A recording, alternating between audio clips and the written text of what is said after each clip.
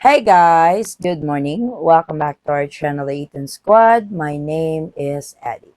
So for today's video are the arrival and departure travel requirements for foreign nationals for the month of October 2024. Details coming well.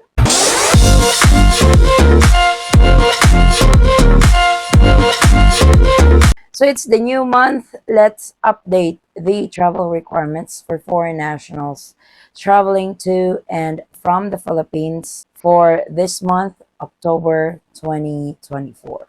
For foreign nationals category, we have foreign nationals entering the Philippines as a tourist, 13A and SRRV. We are going to be discussing what are the travel requirements on each specific categories when you guys enter the Philippines and when you depart from the Philippines. The very first one is your valid passport. This is required to all categories. Either you are entering the Philippines as a tourist, 13A, and SRRV. It is also important that your passport has a lot of validity in it because the 6 months rule does apply. So don't travel to the Philippines if you only have less than 6 months validity on your foreign passport because that is a ground of denied boarding. So make sure before booking that ticket, check with your passport, check the validity before you guys travel internationally. Of course, plane ticket. It's very important because you're not going anywhere without the plane ticket. For tourists entering the Philippines, it's very important that you know for how long you stay in the Philippines. And when you are purchasing your plane ticket, you know the rules with 30 days and going beyond 30 days. Let me explain. Usually, tourists coming into the Philippines is given a 30 days visa for free upon arrival into the Philippines. And supposed to be your ticket is within 30 days. If you decide to stay in the Philippines for more than 30 days or your return ticket is more than 30 days, I highly suggest that you guys get a throwaway ticket or an outbound ticket to your next destination because this will be asked when you are boarding your flight to the Philippines. When they scan your passport as a tourist, and if they see that your stay in the Philippines is more than 30 days, or when they see your return date to where you're coming from is more than 30 days, that is when something pops up on their system that it's either they are requiring you for a visa or an outbound ticket to the next destination. We actually made a video on this with throwaway ticket on where to get this outbound tickets very cheap and don't have to pay for the full price. So if you guys are interested or if you guys are one of these categories, please feel free to check out the channel. For 13A and SRRV, you guys can travel to the Philippines on a one-way ticket since you guys are residents of the Philippines. You don't need to show any visa or throwaway ticket, but make sure that you guys have your ACRI card if you are a 13A visa holder and your PRA ID if you are an SRRV visa holder. Next is valid visa. Yes, you heard it right. Not all foreign nationals can enter the Philippines visa-free. There are countries that belongs to the visa-free countries under the Executive Order 408. Apparently, there are other countries that are visa required. So nationals coming from the visa required countries must have a valid entry visa first before they can enter the Philippines. You must apply this entry visa at the nearest Philippine consulate or embassy in your area. So examples of these countries are India, Pakistan, China, Bangladesh. These are some of the countries that the Philippines require an entry visa before you can travel. So please take note of that. Make sure you guys know if you are a national of a country which is a visa free to the Philippines or a visa required country. And of course, the most controversial in the group, e-travel registration. Yes, this is still required for this month. You must register with e-travel. I highly suggest to register within 3 days before you guys depart. That way, it's already before you head to the airport, you already have the QR code. If this is your first time using e-travel, you must create an account first. Unlike before that you can just register and generate the QR code, now you have to have an account first before doing the registration. When you create your account, you can do this anytime. It doesn't have to be within 3 days prior to departure. If you are traveling not until next year, you can actually create your account now with eTravel, then log back in 3 days before you depart and register and generate that QR code. For foreign passport holders, e-travel is no longer required when you depart the Philippines.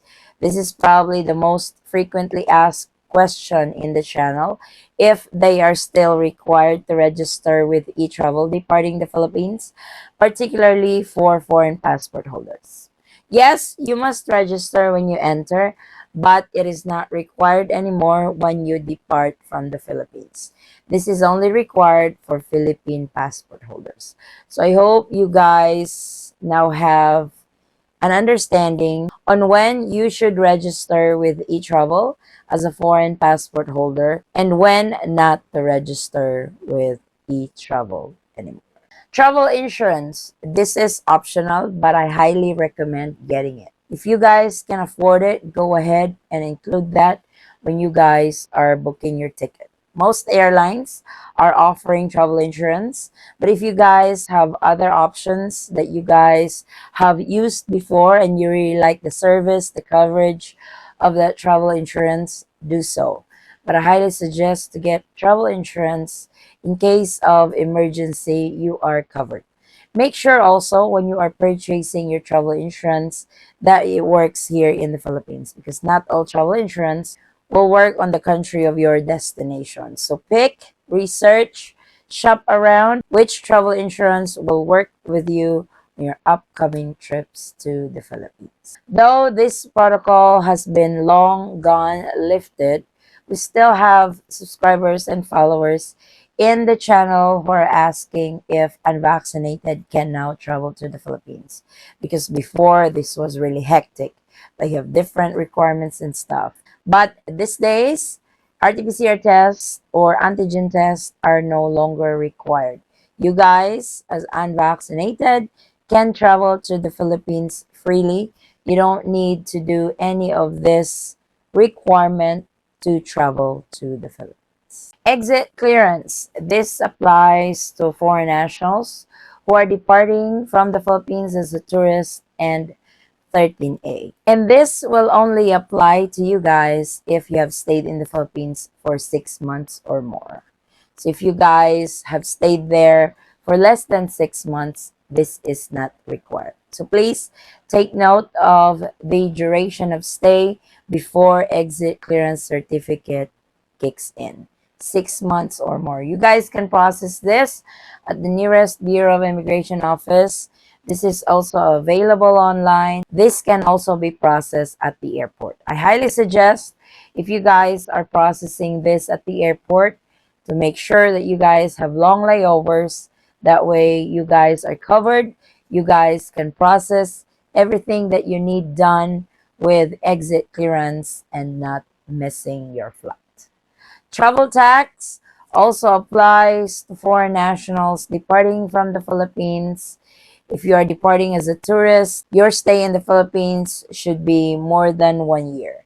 If your stay is less than 1 year, travel tax will not be implemented to you. If you are a 13A visa holder, regardless of your stay in the Philippines, you will be charged with travel tax. This also applies to SRRV visa holder. If your stay in the Philippines is more than 1 year, travel tax will kick in. I also wanted to add to those foreign nationals entering the Philippines and traveling with their number one, former Filipino wife, number two, dual citizen, number three, green card or permanent resident. You guys have a privilege to avail for the 1 year visa. This is a balikbayan privilege. This is 1 year visa stamp on your passport upon arrival into the Philippines. The only requirement to this is you guys must travel together on the categories that I have mentioned: former Filipino, dual citizen, green card, or permanent resident. You must show also proof of affiliation. Like, for example, you guys are traveling with your foreign spouse, a marriage certificate will come handy if the immigration officer will ask for it. And if you guys are traveling with your foreign kids, birth certificates may be required during your immigration process. So it's better to be well prepared when traveling to the Philippines. So grab this opportunity when you guys are traveling with your wives with the categories that I've mentioned: 1 year visa for free. That's a lot of savings, especially if you tend to stay in the Philippines for a long time. And to those of you who have just traveled to the Philippines, if you guys can share your experience, if you guys can share what documents they've asked from you, how was your immigration process, how was your check-in process going to the Philippines, I would really appreciate it if you guys can put that in the comment section. And thank you so much for that information. So this is the latest for the arrival and departure travel requirements for foreign nationals for the month of October 2024. Thank you guys so much for watching. If you have any questions, concerns, or inquiries with regards to this video or in any of our travel related videos, please comment down below and I will try to get back to you guys as soon as I can. Again, guys, thank you so much for the continued support and trust to our channel and to our family. I hope to see you on our next travel update. Stay safe, stay healthy, and God bless everyone.